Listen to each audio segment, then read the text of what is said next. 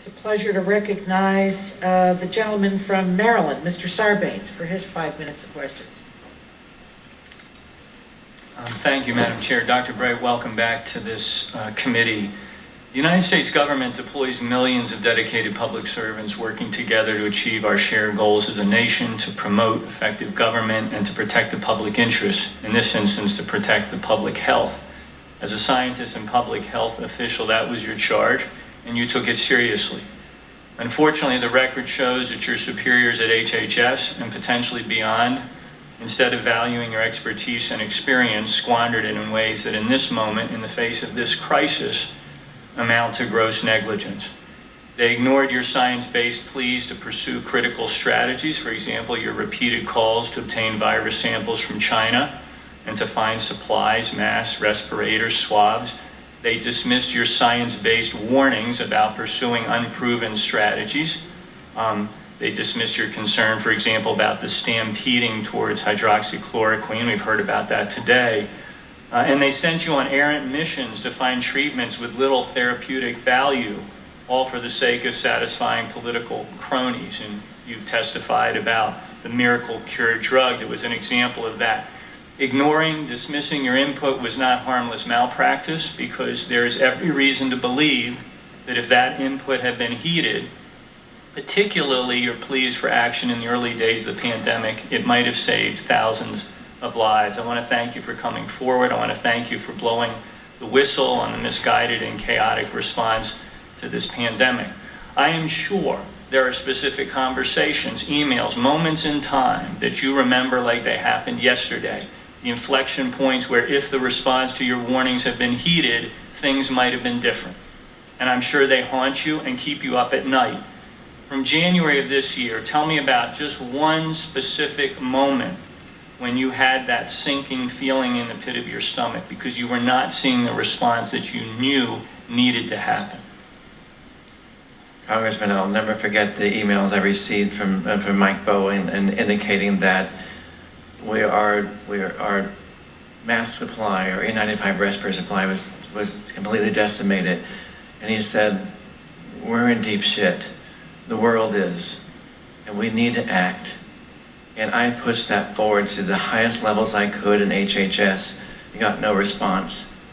From that moment, I knew that we were going to have a crisis for our healthcare workers because we were not taking action. We were already behind the ball. That was our last window of opportunity to turn on that production to save the lives of those healthcare workers, and we didn't act. Listening to your testimony gives me chills because it all adds up to one inescapable conclusion. It didn't have to be this way. There was another path. Things could have gone differently. The federal response to the pandemic could have been much more effective. So here we are, at a moment when our country needs the kind of expertise and science-based guidance that you and others like you can offer us. These voices are too often being sidelined. Things are upside down. In you, we have someone who made the right call in the early days and has been removed from your position, while so many people who made the wrong call still have their jobs. Dr. Bright, when the counsel that you and others offer is cast aside, and I know you know this, it means that science and reason are also being cast aside.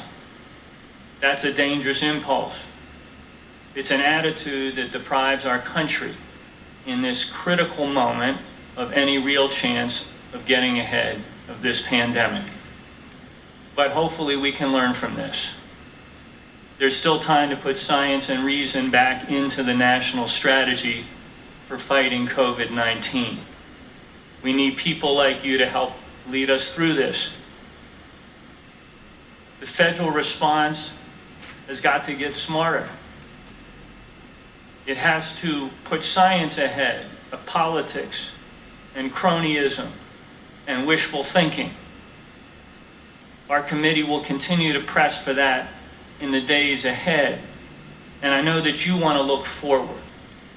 So tell us, what can we do now to learn from the mistakes of January and February and March and make sure that we navigate and lead our country through this public health crisis? Congressman, we need to install and empower leadership.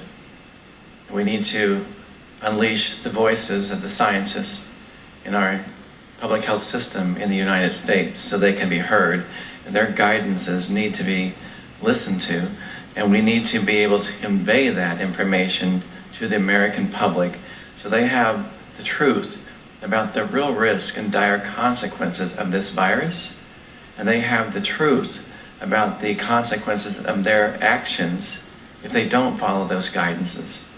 And we don't have a single point of leadership right now for this response, and we don't have a master plan for this response. So those two things are absolutely critical. I would also encourage Congress to ensure there is oversight in this response. Large sums of funding have become available to help us as scientists and others respond to this outbreak.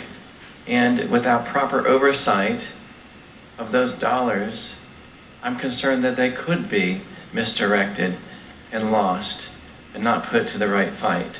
So I would urge Congress to continue and increase their oversight in how those funds are being spent and making sure they're prioritized and used appropriately to end this pandemic. Thanks for that caution. I yield back. The gentleman's time has expired and he yields back.